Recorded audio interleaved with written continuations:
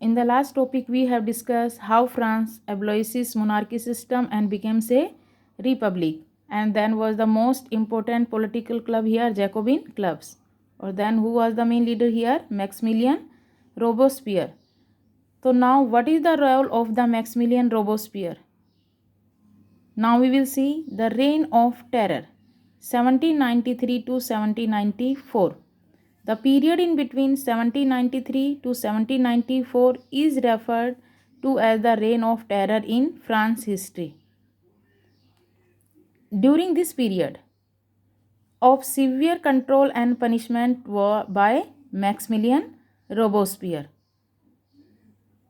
enemies of republic and revolution were tried by a revolutionary tribunal Glitten. Maximilien Robespierre का main aim क्या था? He wants to establish equality in the France society. For that purpose he adopted a very severe control and punishment policy. अब उसके लिए उसने क्या करना किया? वो सोचता था जो एनिमीज ऑफ रिपब्लिक, यानी कि जो एनिमीज हैं किसके? रिपब्लिक के एंड और रिवोल्यूशन के, वर ट्राइड बाय रिवोल्यूशनरी ट्रिब्यूनल. उनको रखा जाता था काफ़ी. उनके बाद अगर वो दोषी पाए जाते थे तो उनको तो क्या कर दिया जाता था? ग्लीटेंड. इसके लिए जो एनिमीज ऑफ रिपब्लिक 25,000 लोगों को उसने ग्लीटेंड कर दिया. And ex nobles and clergy, even members of his own party, not only clergy या ex nobles, even members of his own party who didn't agree with his methods were arrested. जो उससे agree नहीं होते थे उनको भी arrest कर लिया गया and imprisoned and then glittened. For that purpose he started revolutionary tribunal. But for that purpose what were the measures taken by the Robespierre to bring equality in French society? यानी कि France society में equality establish करने के लिए क्या steps उठाए Robespierre ने? Maximilien, for that purpose in Maximilien Robespierre maximum limit on wages and prices. Maximum limit निर्धारित कर दी कि ये वेजेस मिलेगा, ये प्राइसेस रहेंगे इस चीज़ पर. Meat and bread were ration. Ration का मतलब मीट और ब्रेड अब कहाँ मिलेंगे आपको? राशन की शॉप पर मिलेंगे. Prices of crops were already fix by the government. White floor was forbidden, यानी कि जो सफ़ेद आटा था वो मना कर दिया गया सभी के लिए. फॉरबिडन, मनाही कर दी गई. It was very costly. All will eat on equality bread. Equality bread का मतलब यहाँ पर क्या है कि सभी लोग, इक्वलिटी ब्रेड का मतलब मिला जुला जो अनाज है, सभी तरीके के अनाज डालकर जो बनाया जाता था जिससे जो ब्रेड बनाई जाएगी वो सबको खाना है. इक्वलिटी लाने के लिए, ये नहीं कि वाइट फ्लोर खाना, नहीं. वाइट फ्लोर के लिए वहाँ फॉरबिडन, मनाही कर दी गई. तो अब सबको क्या खाएंगे? इक्वलिटी ब्रेड, मिला जुला अनाज. जिसको खाना है भी खा लो, नहीं तो अपना काम करो, भूखे मरो, नहीं खाना है तो. और citoyen and citoyen, now nobody will call sir and ma'am. सभी फ्रांस में एक दूसरे को कैसे संबोधित करेंगे? ये citoyen and सिटियन.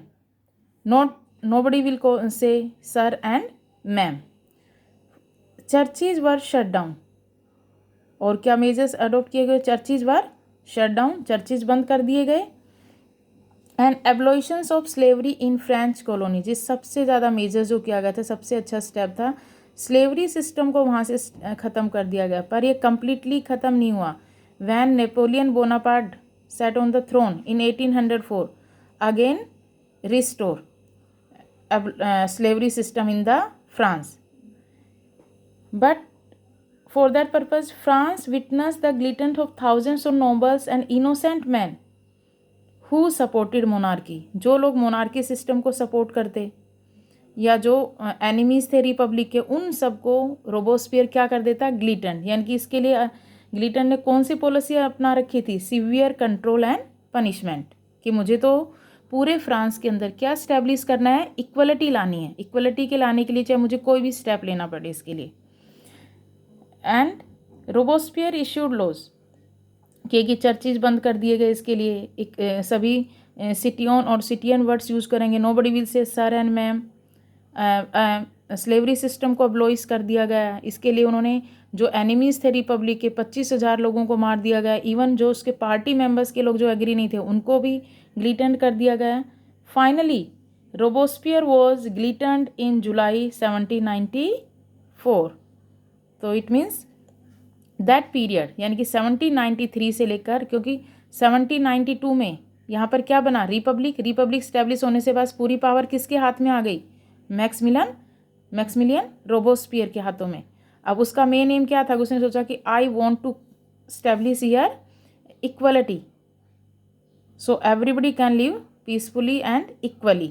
For that purpose he adopted these types of measures, but at the last he was guillotined in July 1794. Next topic we will discuss in next lecture. Thank you.